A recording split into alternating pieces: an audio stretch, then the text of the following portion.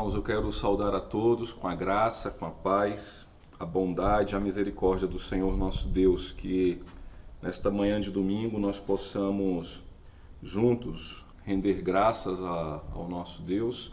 Queremos desde já também deixar o nosso abraço carinhoso a todas as mamães que nos assistem, as mamães da IPJB, que o Senhor possa abençoá-las, fortalecê-las nesse ministério que o Senhor confiou a cada uma de vocês de amamentar, de cuidar, de ensinar, que Deus possa fortalecê-las. Queridos, o tema de hoje que nós vamos estudar é o triunfo da graça sobre a nossa rebeldia. E eu gostaria então de lhe convidar a abrir a palavra de Deus no livro de 2 Crônicas, capítulo de número 33, e nós vamos meditar nos versos de número 1 a 20. 2 Crônicas, capítulo 33, versos de número 1 a 20, o triunfo da graça sobre a nossa rebeldia. Diz assim a palavra do nosso Deus, irmãos. Tinha Manassés 12 anos de idade quando começou a reinar e 55 anos reinou em Jerusalém. Fez o que era mal perante o Senhor, segundo as abominações dos gentios que o Senhor expulsara das suas possessões, de diante dos filhos de Israel. Pois tornou a edificar os altos que Ezequias, seu pai, havia derribado. Levantou altares aos Baalins e fez postes ídolos e se prostrou diante de todo o exército dos céus e o serviu. Edificou altares na casa do Senhor, da qual o Senhor tinha dito: em Jerusalém porei o meu nome para sempre. Também edificou altares a todo o exército dos céus nos 2 átrios da casa do Senhor. Queimou seus filhos como oferta no vale do filho de Inom. Adivinhava pelas nuvens, era agoureiro, praticava feitiçarias, tratava com necromantes e feiticeiros, e prosseguiu em fazer o que era mal perante o Senhor, para o provocar a ira. Também pôs a imagem de escultura do ídolo que tinha feito na casa de Deus, de que Deus dissera a Davi e a Salomão seu filho: nesta casa e em Jerusalém, que escolhi de todas as tribos de Israel, porei o meu nome para sempre, e não removerei mais o pé de Israel da terra que destinei a seus pais, contanto que tenham cuidado de fazer tudo o que lhes tenho mandado, toda a lei, os estatutos e os juízos dados por intermédio de Moisés. Manassés fez errar a Judá e os moradores de Jerusalém, de maneira que fizeram pior do que as nações que o Senhor tinha destruído de diante dos filhos de Israel. Vamos orar, irmãos? Eu peço que você mantenha a sua Bíblia aberta, porque nós vamos hoje refletir até o verso de número 21. Então, mantenha a palavra do Senhor aí aberta e vamos juntos estudá-la com a graça e a bondade do nosso Deus. Senhor, nós somos gratos a Ti, Pai, por esta oportunidade que temos de, no dia do Senhor, ó Deus, nos nossos lares, conectados, ó Deus, em modo virtual, mas ouvindo, ó Deus, a Tua palavra e a verdade do Senhor, que nos edifica, que nos fortalece, que nos corrige, ó Deus, e nos aponta o caminho do arrependimento e da salvação. Pedimos ao Senhor, ó Deus, que a Tua palavra nos fortaleça, que ela nos alimente, ó Deus, e assim possamos, ó Deus, com a Tua graça, Pai, andar e viver de modo digno do Senhor, em obediência à Tua lei, aos Teus estatutos, mandamentos e juízos. É o que nós te pedimos, Pai, em nome do nosso Senhor e Salvador Jesus Cristo. Amém. Queridos, qual que é a diferença entre um desobediente e um rebelde? E como, então, a gente se perceber se andamos em desobediência ou em rebeldia? As duas coisas são ruins. Nenhuma desobediência é boa, mas a rebeldia ela é muito pior do que a desobediência. Se tratando de pessoas caídas como nós somos, Em algum momento, todos nós vamos desobedecer, seja desobedecer a Deus, seja desobedecer aos pais, à autoridade constituída. Em algum momento nós vamos intransigir a uma lei, mas um desobediente necessariamente não é uma pessoa rebelde. Uma pessoa que desobedece pontualmente a algo não é um rebelde. A diferença é que no desobediente há ainda resquício de juízo e temor. O desobediente, em algum momento, ele sabe que aquilo que ele está fazendo é errado e que ele não deveria fazer aquilo, e ele reconhece a sua desobediência. Enquanto o rebelde, ele é desprovido de todo o juízo, ou seja, ele literalmente é aquela pessoa que não guarda no seu coração e na sua mente juízo algum e muito menos temor. Ele não teme a nada nem a ninguém. O rebelde, ele faz do erro e do engano o seu estilo de vida. Ele vive para errar, ele vive para transgredir. E nessa transgressão e nesse erro, ele faz e constrói o seu cotidiano. E a palavra de Deus, ela nos exorta a fugir da rebeldia. Assim também como devemos fugir da desobediência. Você conhece alguém assim? Que você olha e diga, essa pessoa ela é incorrigível. Ela foi tão longe na sua desobediência que tornou-se um rebelde.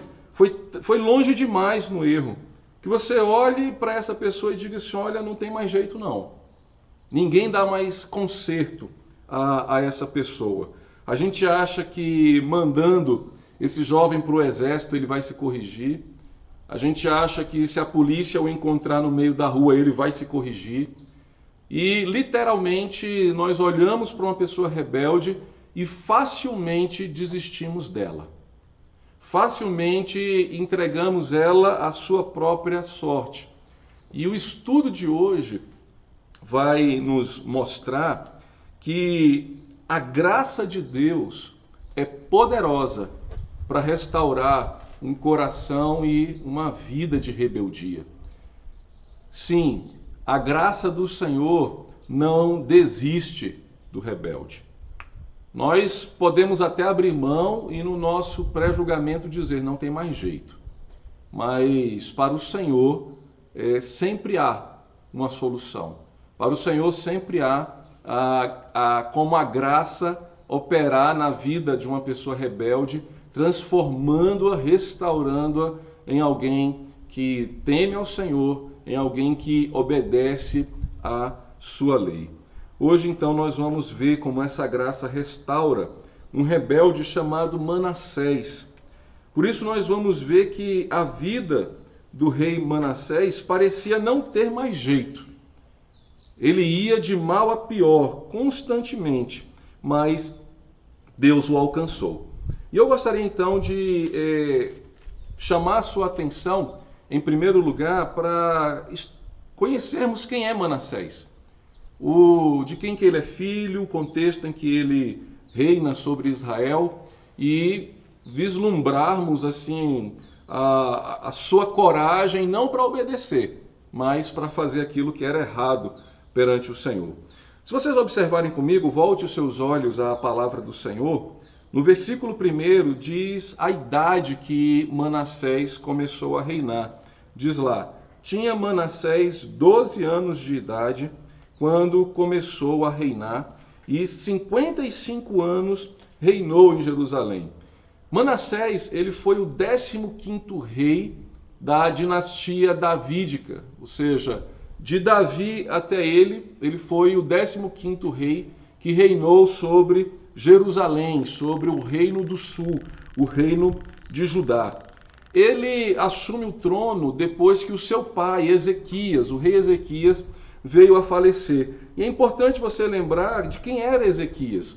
Você vai lembrar que Ezequias era aquele rei que o profeta Isaías chegou até ele por orientação do Senhor e disse, olha Ezequias, põe a tua casa em ordem, porque você morrerá desta enfermidade. O rei estava doente e Ezequias foi lá dizer a ele que ele então viria a falecer daquela enfermidade.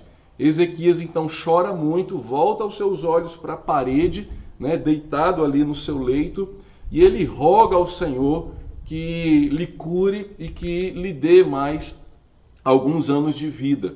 E aí então Deus atende a oração do rei Ezequias, manda de novo que Isaías vá até ele, dizendo agora: olha, Ezequias, o Senhor ouviu a sua oração e Deus não somente lhe curará dessa enfermidade, como ele lhe dará mais 15 anos de vida. E aí, por que o cronista, né, o autor aqui do livro de Crônicas, ele faz essa ênfase da idade de Manassés? É que Manassés, ele nasce justamente nesse período que Deus dá mais de vida a Ezequias. Quando Ezequias morreu, Manassés tinha 12 anos, então 3 anos depois que ele foi curado, daqueles 15 que Deus lhe havia dado, foi quando Manassés veio a nascer. Manassés, portanto, era filho de um rei temente a Deus, de um rei que, na história dos reis de Judá, Deus fez um verdadeiro avivamento sobre Jerusalém. Foi no reinado de Ezequias que Ezequias canalizou água para Jerusalém. No reinado de Ezequias foi que o Senhor fez o povo de Israel vencer a grande potência militar da época. No contexto político de Ezequias e também de Manassés, o povo que dominava de forma bélica através de um exército poderoso era o povo assírio, o povo cuja capital era em Nínive, onde, por exemplo, Jonas havia ido pregar. Jonas era contemporâneo de Manassés. E aí, então, o rei da Assíria, que se chamava Senaqueribe, ele havia conquistado todas as nações vizinhas a Israel. E ele começou, então, a mandar cartas zombando de Ezequias e zombando do Deus de Israel, dizendo assim: olha, ou vocês se entregam logo, porque o Deus de vocês não vai poder fazer nada por vocês. Senaqueribe zombava de Israel, dizendo assim: olha, nenhum outro Deus pôde contra o meu exército. Por que vocês acham que o Deus de vocês vai conseguir suportar a minha força bélica, as minhas forças armadas? E aí então, Isaías, o profeta Isaías e Ezequias, o rei Ezequias, eles oram ao Senhor, dizendo: ó Deus, o Senhor tem visto a afronta de Senaqueribe. E Deus então ouve a oração de Isaías e do rei Ezequias, e eles então, Deus responde assim: olha, eles têm me afrontado, não é vocês, deixa eles comigo. E o Senhor então aniquila o exército. Calcula-se que havia 185 mil homens sitiando Jerusalém. E o Espírito do Senhor passa pelo exército da Síria e dizima aquele exército em fração de segundos. Senaqueribe foge, volta para a Síria. Chegando lá, os seus próprios irmãos o matam por causa da vergonha que ele passou diante de Israel. Mas o avivamento que Deus promoveu no reinado de Ezequias não foi somente pela vitória na defesa do povo, mas foi Ezequias que restaurou o templo e o culto em Israel. O seu pai, Acais, havia também produzido sobre Israel idolatria, desviando o povo da vontade do Senhor. E Ezequias é quem restaura o templo, restaura o culto. E depois de muitos anos, Ezequias celebra a Páscoa do Senhor. E aí então Deus derrama a sua bênção sobre o reinado de Ezequias. E então Ezequias vem a falecer. Com 12 anos, então, Manassés assume o trono de Israel. E veja comigo o versículo 2 do capítulo 33. Fez o que era mal perante o Senhor, segundo as abominações dos gentios, que o Senhor expulsara de suas possessões de diante dos filhos de Israel. Veja, Manassés era filho de um rei temente a Deus. Ele não podia, de alguma forma, dizer que não conhecia a Deus, que não conhecia a palavra do Senhor. Ele cresceu com o seu pai que o levava ao templo, que o ensinava a lei, que falava para ele quem era o Deus vivo e verdadeiro, o Deus de Israel. Mas o que o verso 2 deixa muito claro é que os erros cometidos por Manassés não foram erros de ignorância, foram erros propositais. Manassés, sabendo a vontade de Deus, propositadamente ele faz aquilo que não agrada a Deus. É isso que o versículo 2 diz. Fez o que era mal perante o Senhor. Esse perante ao Senhor não quer dizer que está se tratando da onisciência, da onipresença de Deus. Porque todos nós que pecamos, pecamos na presença de Deus. Mas esse perante ao Senhor aqui está dizendo aqui diante dos olhos do Senhor. Foi diante dos olhos de Deus que Manassés então pecou. E o que ele faz? Do verso 3 ao verso de número 7, a gente vai ver que o cronista ele lança as abominações que Manassés fez. E pior, ele diz assim, olha, Manassés conseguiu fazer de Jerusalém um lugar pior quando eram os gentios, ou seja, os pagãos ali, os cananeus e outros povos que ali habitavam. Lembre-se que quando Moisés saiu do Egito e por 40 anos caminhou com o povo de Israel, e quando eles estão às portas ali de adentrar a terra prometida, a principal exortação que Deus havia feito, tanto a Moisés quanto a Josué e a Calebe, era que eles não poderiam praticar as abominações que aqueles povos das quais Deus estava tirando e varrendo da terra prometida praticavam. E Deus exortava a cada um deles assim, olha, vocês são o meu povo, eu estou colocando vocês na minha terra para vocês andarem e viverem segundo a minha lei. Não pratiquem. E aí o que aquele povo praticava? A gente vai ver que Manassés ele fez a mesma coisa. Veja o versículo 3. Tornou a edificar os altos que Ezequias, seu pai, havia derrubado, levantou altares aos Baalins e fez postes ídolos, e se prostrou diante de todo o exército dos céus e o serviu. Percebem que o que Manassés faz é proposital? Ele viu o seu pai derrubando os ídolos que os seus antepassados haviam construído na terra prometida. Ezequias, sendo um homem de Deus, varreu a idolatria de Jerusalém. Disse, olha, aqui não vai ter mais nenhum poste ídolo, aqui ninguém vai adorar mais a Baal, nós vamos adorar ao único e verdadeiro Deus. Manassés viu essa obra, mas agora, depois que seu pai morreu, ele assume o trono, ele volta a edificar os ídolos que o seu pai havia derrubado. E aqui nós começamos a ver a rebeldia de Manassés. Manassés era um rei rebelde porque ele conhecia a verdade, mas fez do engano, da mentira e do erro a sua prática de vida. Ele intransigia a lei sabendo que estava cometendo um grave erro. Além de levantar altares, o versículo de número 3 diz que ele se prostrou diante de todo o exército dos céus e o serviu. Em outras palavras, Manassés, ele abandonou a palavra e a lei e se entregou à astrologia. Ele preferiu confiar nas previsões dos signos, do estudo das estrelas, do que confiar na palavra de Deus. Quando o texto diz que ele se prostrou diante de todo o exército dos céus, são as estrelas, os satélites, a lua, o sol, os cometas. E até hoje muitas pessoas confiam as suas decisões.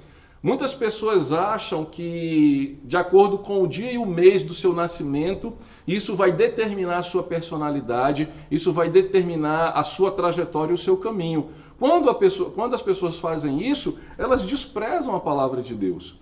Elas confiam a sua vida à astrologia, e isso é abominação diante de Deus, isso é rebeldia. A nossa vida não está escrita nas estrelas. Os signos não têm nenhum efeito sobre nós. Por isso que desde pequeno nós ensinamos aos nossos filhos que quando eles ouvem dos seus amiguinhos, qual é o seu signo, qual o dia do seu nascimento, é porque estava alinhada Júpiter com Saturno, e a gente já ensina para eles, olha filho, isso não tem nada a ver com quem você é. Isso não tem nada a ver com o propósito de Deus sobre sua vida. Mas Manassés fez o contrário. Ele não somente se entregou a isso, como estimulou ao povo de Jerusalém a adorar aos astros, adorando a criatura no lugar do Criador. Versículo de número 4 diz que ele edificou altares na casa do Senhor, da qual o Senhor tinha dito, em Jerusalém, porém, o meu nome para sempre. Ou seja, no lugar, na casa de Deus, ou seja, no templo, ele profanou o templo do Senhor que o seu pai havia restaurado. Ele voltou a colocar imagens de Baal, imagens de Asteroide, de vários ídolos do povo assírio, do povo babilônico, diante do altar do Senhor, da qual o Senhor havia dito, olha, lembre-se do voto que Davi e Salomão fizeram aqui, de que aquele lugar seria o lugar da adoração tão somente ao nome do Senhor. O versículo 4 e 5 deixa isso bem claro, quando ele diz no versículo 5, também edificou altares a todo o exército dos céus nos dois átrios da casa do Senhor. Ou seja, ele encheu o templo de idolatria.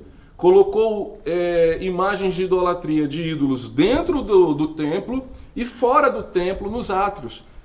E o templo, que era ali um lugar de adoração ao nome do Senhor, dentro e fora passou a ser um local de idolatria.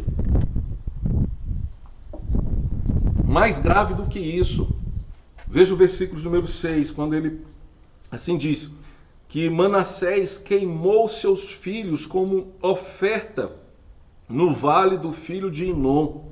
Ou seja, ele cometeu a abominação contra Deus com sacrifício humano. Quem fazia isso eram os adoradores de Moloque, que sacrificavam os próprios filhos. E Deus sempre disse ao povo de Israel que sacrifício humano era abominação. Deus ensinou a Israel a sacrificar com animais, a sacrificar com ovelha, com aves, mas jamais com ser humano, porque o único sacrifício humano aceito era o do nosso Senhor Jesus Cristo.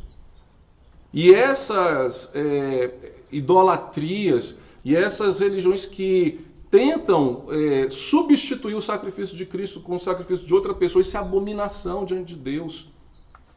E Manassés, ele comete aqui uma das maiores crueldades da sua vida, que foi matar os seus próprios filhos em sacrifício vivo.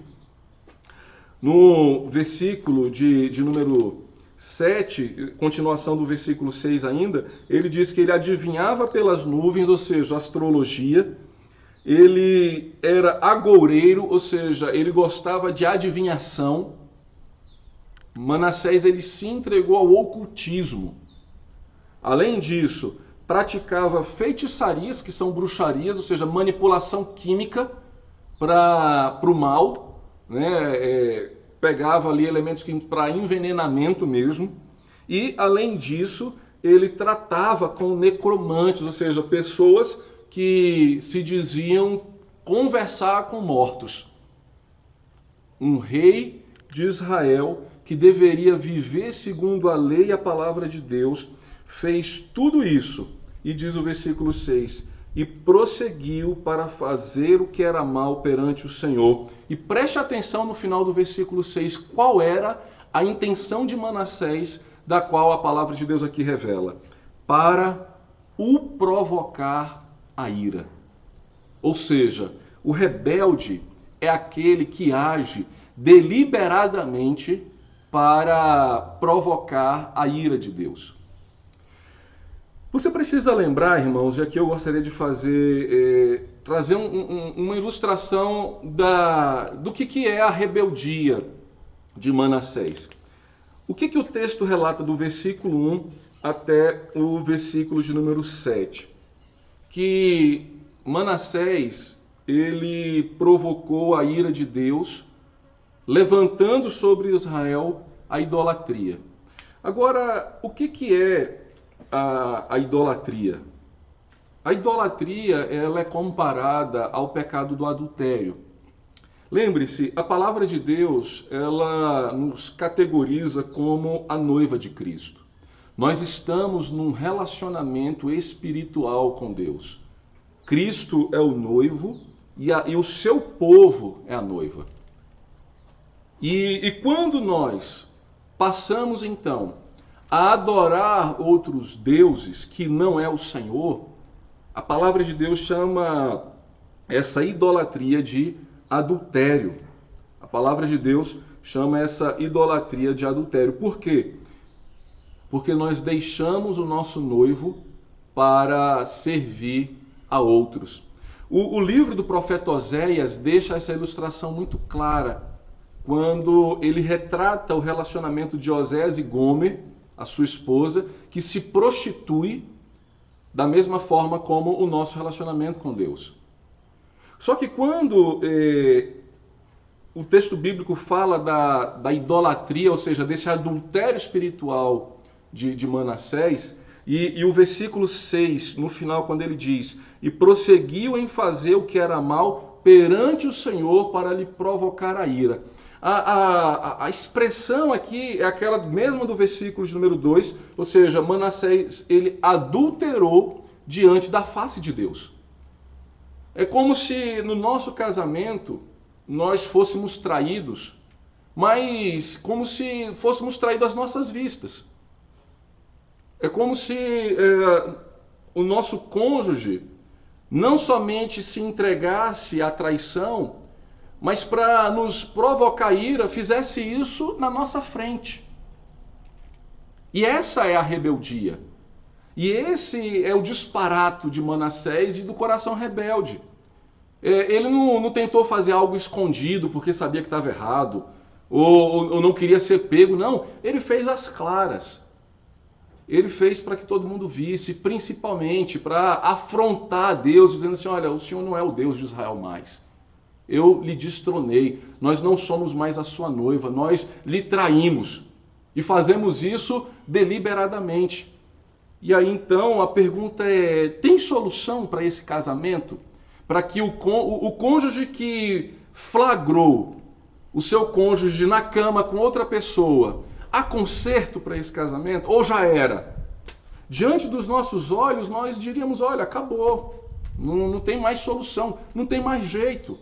Mas a gente vai ver que a graça do Senhor começa então a operar na vida deles. Veja do versículo de número 7 em diante, quando diz assim: também pôs a imagem de escultura do ídolo que tinha feito na casa de Deus, de que Deus dissera a Davi e a Salomão seu filho: nesta casa e em Jerusalém que escolhi de todas as tribos de Israel, porei o meu nome para sempre, e não removerei mais o pé de Israel da terra que destinei a seus pais, contanto que tenham cuidado de fazer tudo o que lhes tenho mandado, toda a lei, os estatutos, os juízos, dados por intermédio de Moisés. Veja o versículo 9. Manassés fez errar a Judá e aos moradores de Jerusalém, de maneira que fizeram pior do que as nações que o Senhor tinha destruído de diante dos filhos de Israel.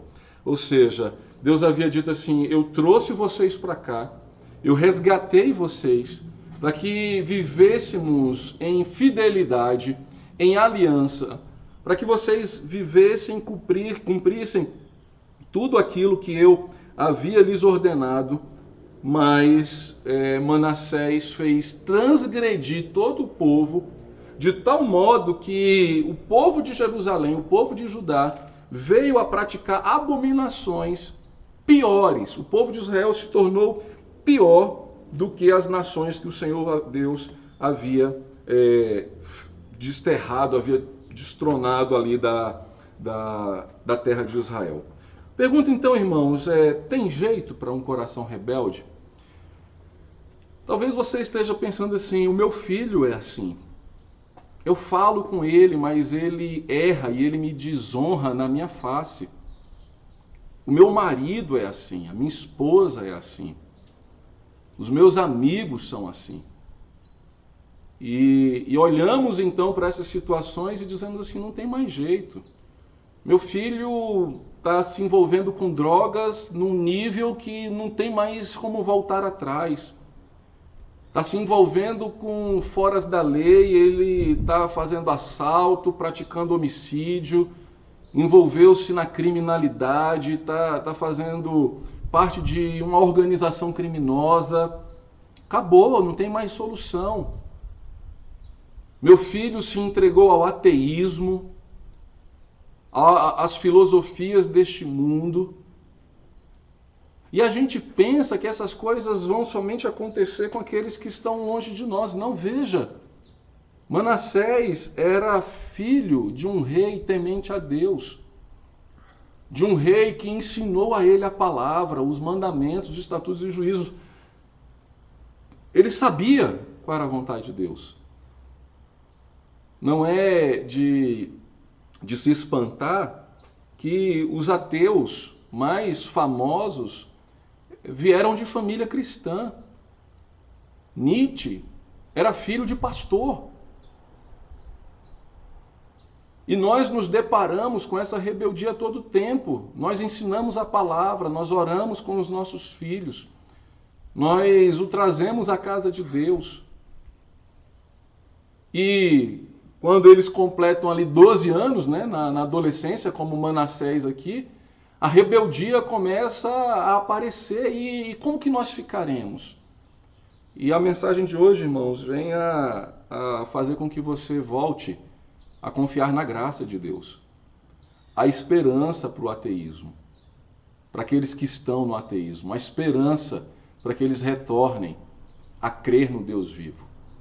A esperança para aquele jovem que se envolveu na criminalidade, que faz assalto à mão armada, que faz do seu tempo livre uso de drogas ilícitas.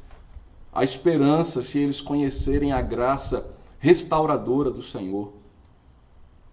A esperança para aqueles que se desesperaram da vida e estão vivendo como se não houvesse referência para a vida deles. A graça, irmãos, começa a triunfar. E eu quero lhe convidar a ver aqui o versículo de número 10. Quando diz assim: falou o Senhor a Manassés e ao seu povo, porém não lhe deram ouvidos. A graça triunfa na vida do rebelde quando, em primeiro lugar, o evangelho lhe é pregado, ainda que num primeiro momento lhe venha a ser rejeitado. Mas veja, Deus poderia, num estalar de dedos, ceifar a vida de Manassés. E Manassés foi o rei que reinou por mais tempo em Israel. Nós não conhecemos, irmãos, os propósitos de Deus, nós não sabemos por que Deus não deu um período mais longo para Davi, para o próprio rei Ezequias. Mas o rei que reinou por mais tempo em Israel foi um rei rebelde,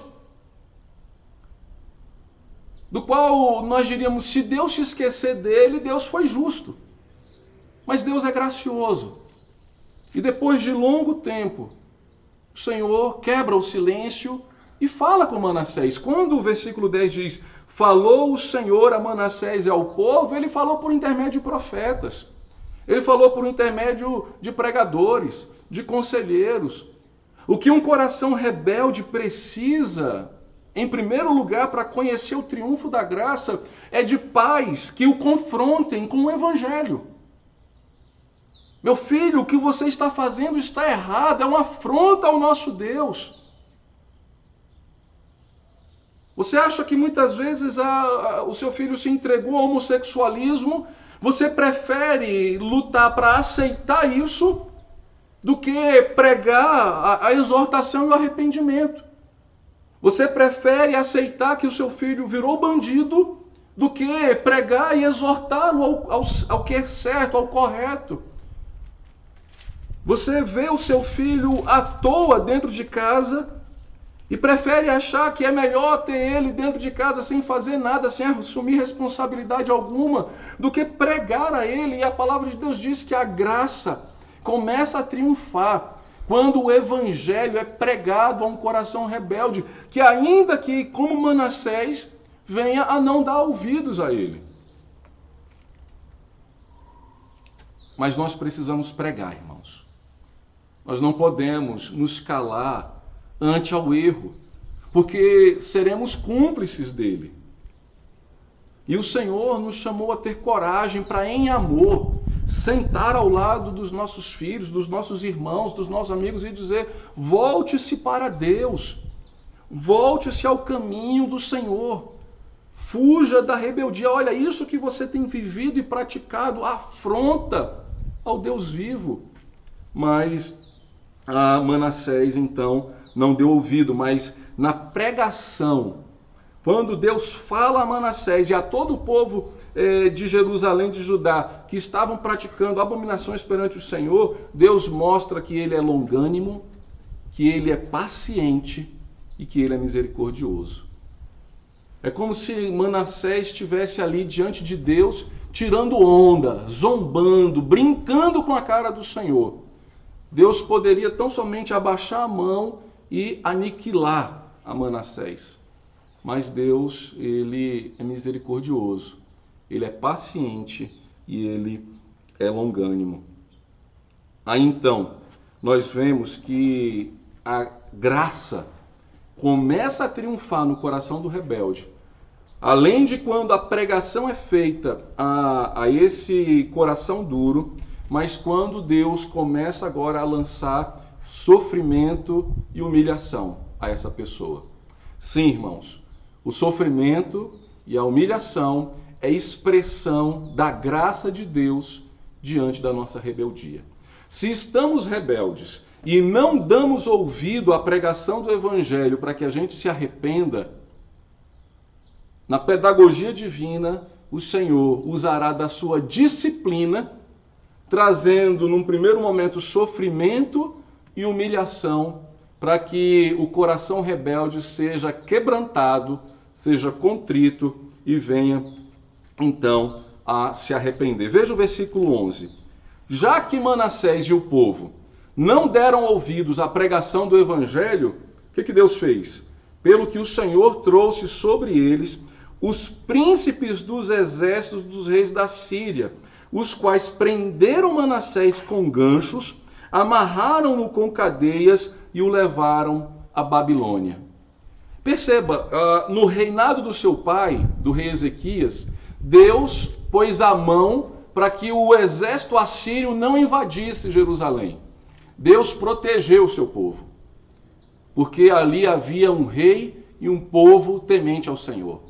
Mas diante da zombaria, diante da rebeldia que Manassés havia produzido diante do povo de Israel, e que o povo de Israel estava vivendo de uma forma pior do que as nações que ali antes viviam antes deles, o que Deus fez? Deus tirou a mão. E o exército assírio, que era o poderio bélico daquela época, invadiu a Jerusalém. E eles então levam a Manassés para o cativeiro na Babilônia. E a forma como eles fizeram isso mostra o sofrimento e a humilhação que Manassés havia passado. Veja, eles prendem Manassés com ganchos. A expressão gancho aqui é a mesma de anzol. E essa era uma prática de tortura do exército assírio. Ou seja, ele não somente sofreu porque foi amarrado, capturado e levado para a Babilônia, como ele foi levado como se fosse um animal. Esses ganchos eram utilizados para carregar bicho. E o rei de Israel foi carregado de Jerusalém até a Babilônia com esses ganchos presos ao seu corpo, suspendido, que isso além de humilhá-lo, porque ele era comparado ali como um animal, aquilo ali provocava dores terríveis sobre Manassés. E não é de se espantar que nós conhecemos a graça de Deus quando muitas vezes esse sofrimento e essa humilhação vem sobre nossas vidas. Nós conhecemos, eu conheci um rapaz lá em Recife que andava em cadeira de rodas. Ele era diácono de uma igreja lá, uma igreja presbiteriana. E depois eu passei a conhecer o porquê que ele andava de cadeira de rodas. Ele, antes de conhecer a Cristo, participava de uma gangue e ele foi assaltar um posto de gasolina e na troca de tiros com a polícia ele levou um tiro nas costas que o deixou então aleijado, né, da cintura para baixo. E ele, quando compartilha o seu testemunho, ele fala que esse foi o tiro de Deus. E quando ele foi alvejado ali, que ele se viu entre a vida e a morte, foi quando ele confiou a sua vida a Cristo. E a sua mãe, que já era crente, que já intercedia por ele, que já exortava ele a todo tempo sobre o tipo de vida que ele havia vivido, ela jamais imaginava que era no sofrimento do seu filho que viria o quebrantamento do seu coração. Muitas vezes, numa enfermidade grave, quando abrimos o envelope do diagnóstico e vemos que fomos acometidos de uma enfermidade gravíssima, que muitos corações rebeldes que andavam distantes do Senhor se achegam a Ele, se voltam para o Senhor. É na reprovação de ano que um aluno que brincou o ano inteiro e que seu pai falava: vai estudar, meu filho, vai estudar, meu filho. E ele sempre ignorou, sempre quis viver a vida como se fosse um faz de conta. E aí então ele se vê envergonhado porque os seus amigos passam de ano e ele fica retido na série passada. Muitas vezes, irmãos, quando somos humilhados, que a graça de Deus se manifesta nas nossas vidas. Portanto, não pense que o sofrimento e a dor e a humilhação vêm para nos expor apenas, mas vem para quebrantar o nosso coração. E foi nesse momento que Manassés, ele começou a voltar os olhos para Deus em fé, em pedido de socorro. No versículo 12, então, nos diz assim: ele, angustiado, suplicou deveras ao Senhor seu Deus, e muito se humilhou perante o Deus dos seus pais.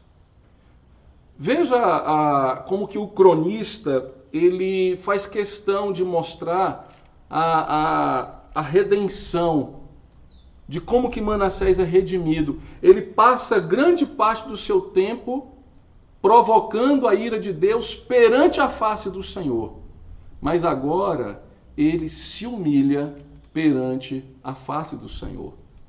Quem antes zombava de Deus, quem antes ignorava a palavra de Deus, agora se quebranta, se ajoelha e suplica dizendo: Deus, tem misericórdia.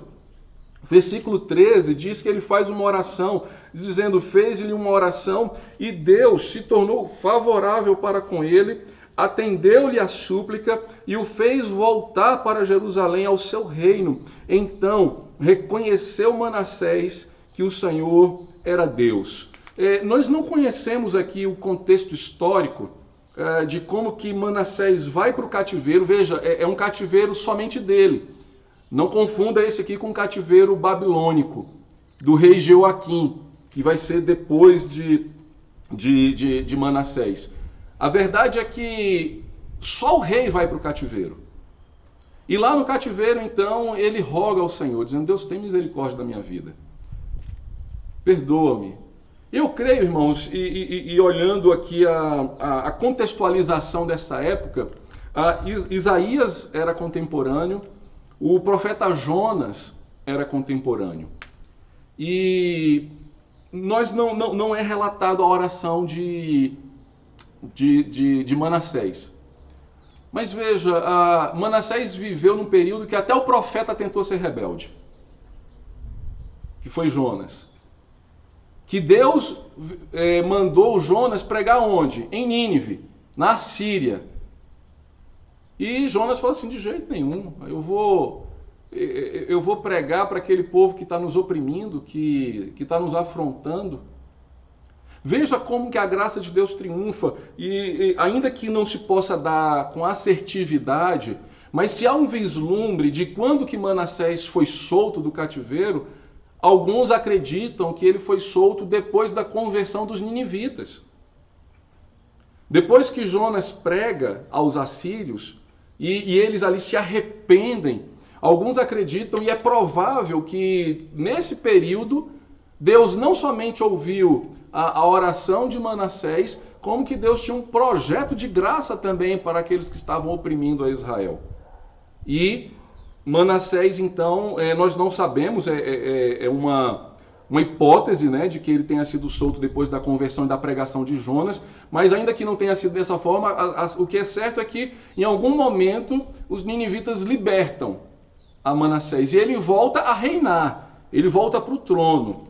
E aí então nós vemos como que a graça de Deus operou sobre o coração do rebelde. E aí o que ele fez? Acompanhe comigo a partir do versículo 14.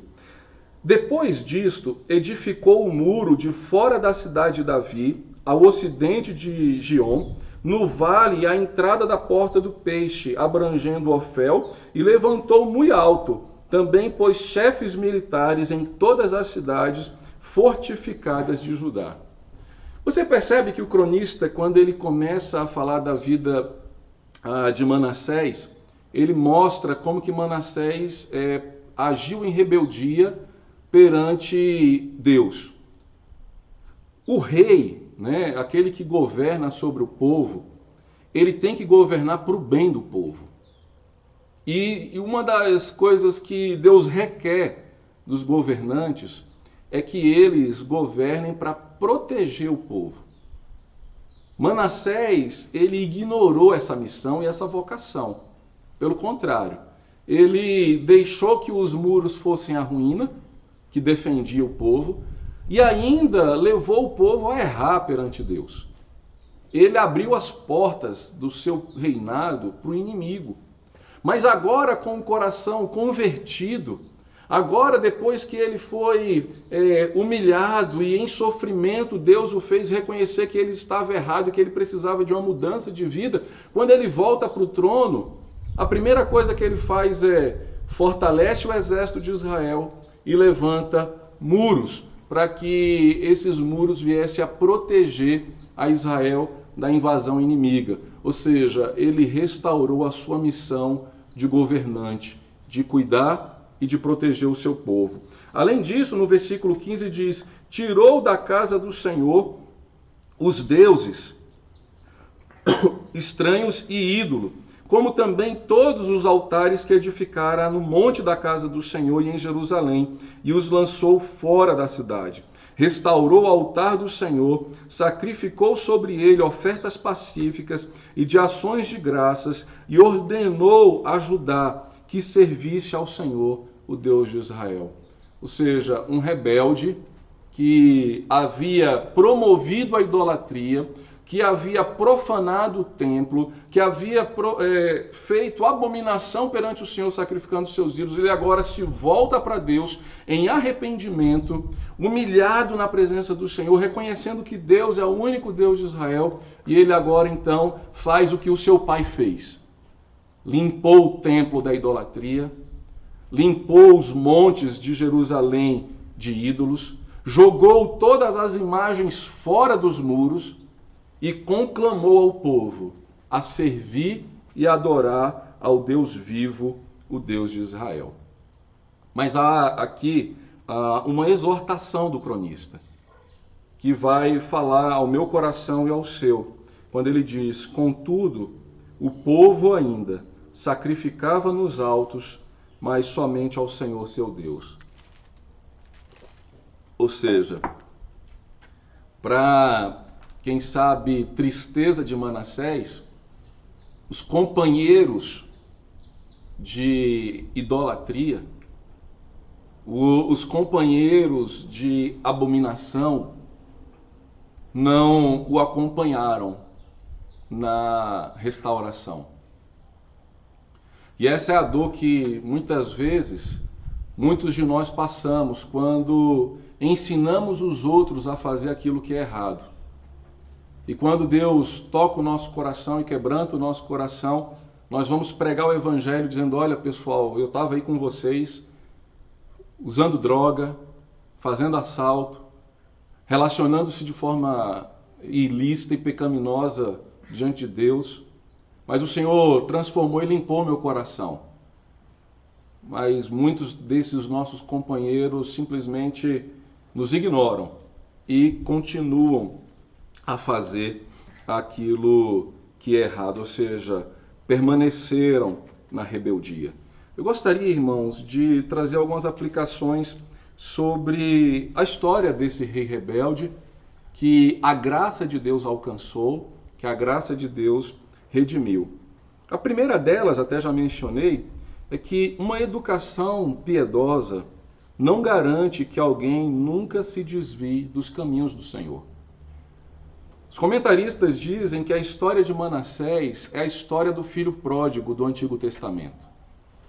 Mostra um Deus longânimo, um pai paciente, um Deus poderoso que aguarda com paciência o retorno do seu filho. A história da Bíblia está repleta de rebeldes, de pessoas que andaram na afronta diante do Senhor, mas que a graça de Deus alcançou.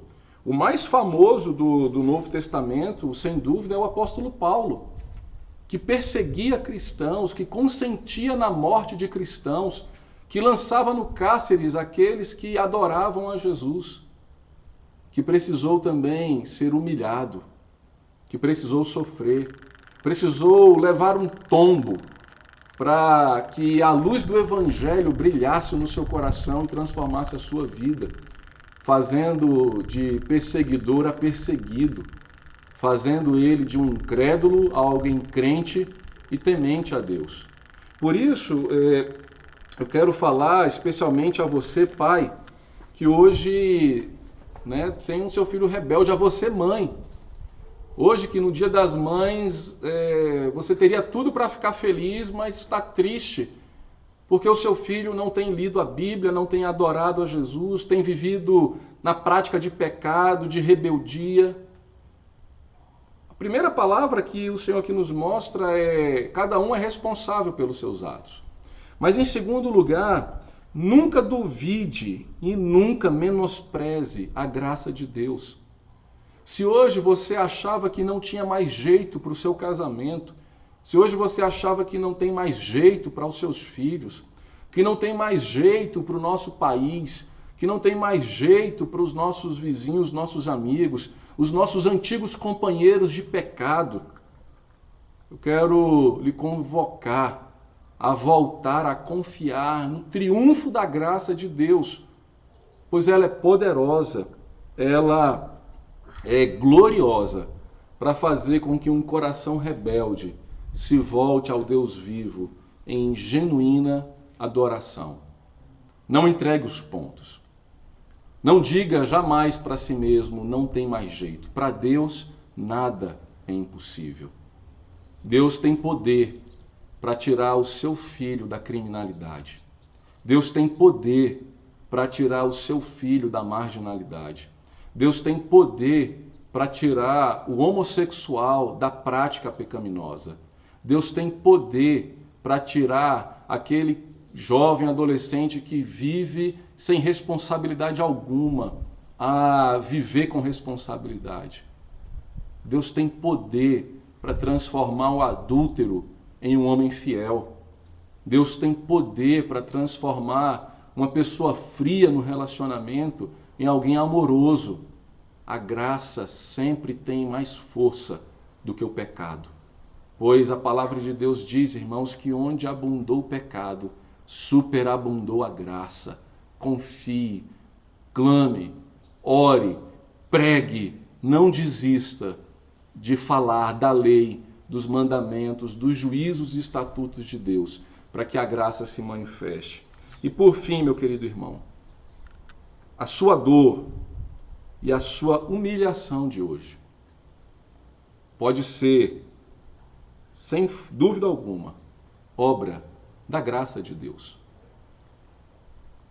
A crise no nosso casamento, a crise na educação dos nossos filhos, a crise no desemprego, a crise de qualquer outro mal, pode ser, não estou dizendo que é, mas pode ser a manifestação da graça de Deus, lhe convidando a confiar nele, lhe convidando a entregar o seu coração a ele, lhe convidando a conhecer o Deus que tem poder para restaurar todas as coisas, para a honra e glória do seu santo nome. Que Deus assim nos abençoe e que possamos fugir da rebeldia com um coração contrito, arrependido na presença do Senhor. Vamos orar, irmãos? Pai, eu quero rogar ao Senhor, ó Deus, nesta hora, para que esta mensagem alcance, ó Deus, aqueles que estão vivendo em rebeldia, aqueles que têm afrontado, ó Deus, ao Senhor, aqueles que não têm mais respeitado os seus pais, o seu cônjuge, aqueles, ó Deus, que abraçaram, ó Pai, os ídolos, a astrologia, a adivinhação, preferindo, ó Deus, confiar, ó Pai, em obras do ocultismo do que na luz do Evangelho. Que esta palavra, Deus, possa alcançar aqueles jovens, ó Deus, homens e mulheres que abraçaram uma vida criminosa ou fazendo-se surdos, ó Deus, à voz do Teu Evangelho, ao apelo e o clamor dos seus pais. Que esta palavra, Deus, possa alcançar, ó Deus, aqueles que se entregaram, ó Deus, à forma de relações sexuais ilícitas, ao homossexualismo, alcançar, ó Deus, aqueles que vivem adultério, traindo o seu cônjuge, ó Deus, como se isso não fosse nada e até mesmo normal.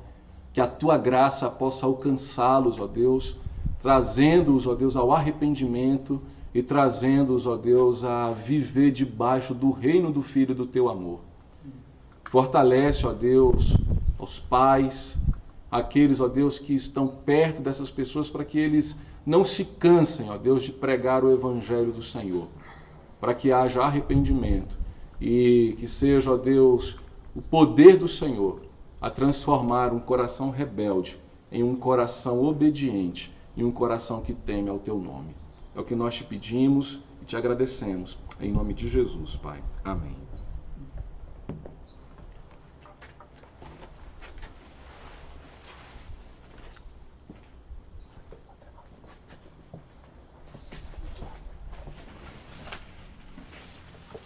Amém. Tão bom termos esse conforto de